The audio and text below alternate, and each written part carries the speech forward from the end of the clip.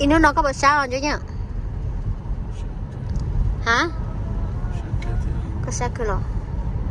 Chắc có chỉ chơi rồi nè.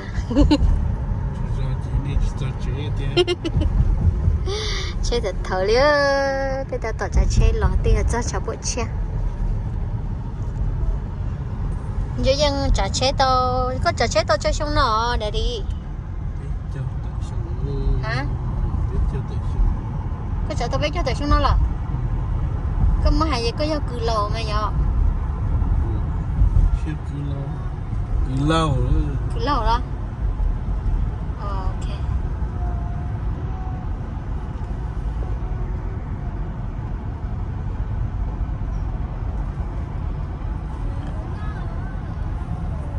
Nó lò về tem nhựa tao say, thật có trả chế nó, dạ. Cái niệm cái niệm không có quá khỏe nó. Ok, đây. Bây giờ. Chạy nhau hồn nó của Trung Quốc luôn nè, nhở. Chứ có lúc chơi thì có Trung Quốc mà. Ôi trời, thôi tao chơi của Trung Quốc mà. Ai chơi này, nó chỉ mà chơi thế này, nó bao chơi này. Lo, nhưng mà nó thấy video giống không? Sao lỡ chân đàn sai lỡ. Tao baby ơi.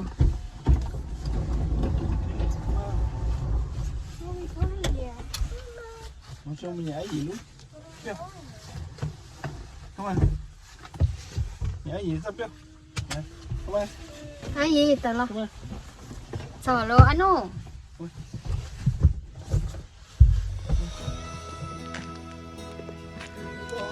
Là chắc ắt tôi đơn ở cái gì tận rồi này cũng thay này xả rồi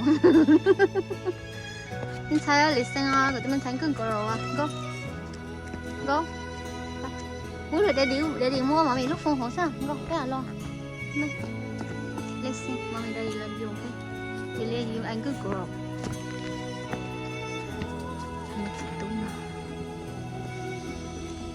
sao chị à phải cho go khổ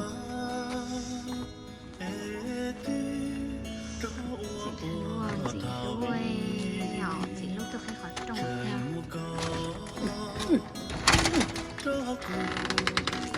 đây cho đi á nói đi nào Ôi cha chỉ nuôi em đi cho chị.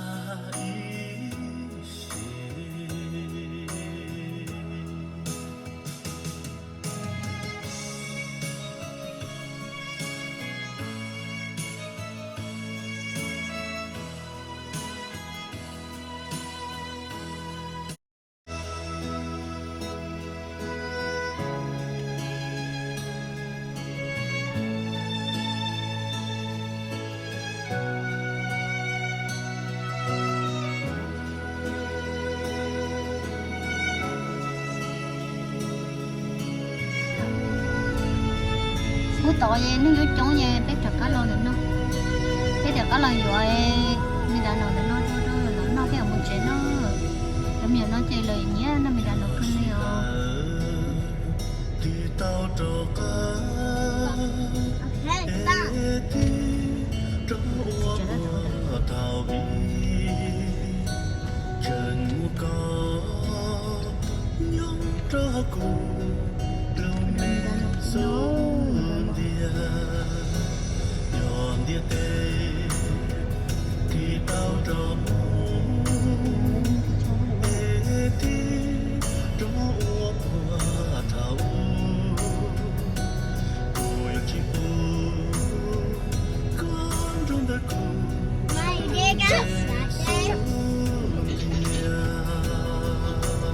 Lâu.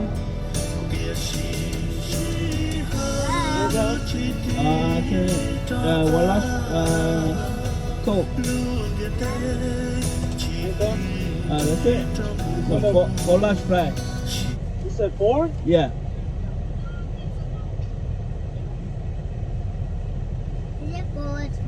Yeah. 2049. Okay. Bây giờ ta nữa giờ phải mùa lấy năm mươi đồng chơi dù lên đậu sức nha để chăm nó chơi là nhé nó đây nè có giờ dù kia đây nè cái kia nữa vô chăng và cá thế cho nên nhảy nó luôn liền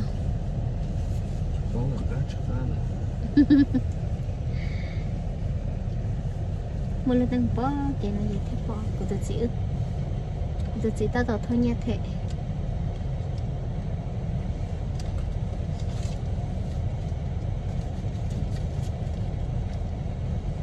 bây giờ đô la có gì à Bị chơi cái liền. cổ trâu lo lấy cho bây giờ